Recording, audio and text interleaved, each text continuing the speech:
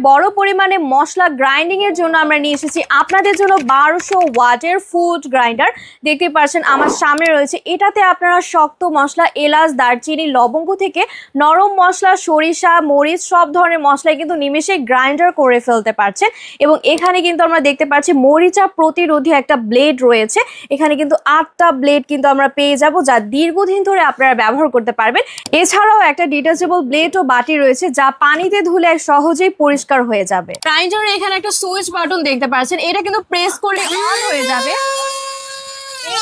একদম ধারালো ব্লেড কিন্তু আপনার সকল ধরনের মশলা নিমেষেই গ্রাইন্ডার করে ফেলতে পারবে। কম বিদ্যুৎ খরচে হয়ে যাবে সকল ধরনের গ্রাইন্ডিং। কোরবানির ঈদে গরুর মাংসের স্বাদ বাড়াতে তাজা মশলার কোনো বিকল্প নেই, সেই জন্য কিন্তু আপনাদের জন্য এই গ্রাইন্ডারটা নিয়ে এসেছি। কারণ হাতে মশলা পিষতে অনেক বেশি সময় ও শক্তি ব্যয় হয়, সেই জন্য এই 1200 ওয়াটের ফুড গ্রাইন্ডারটা নিয়ে এসেছি, যেটাতে আপনারা মাত্র কয়েক সেকেন্ডে মশলা গুঁড়া করে ফেলতে পারবেন। এই ফুড গ্রাইন্ডারটা আপনার ঈদের রান্নাকে করবে ঝামেলা মুক্ত এবং সহজে আপনার মশলা রেডি করে দিবে।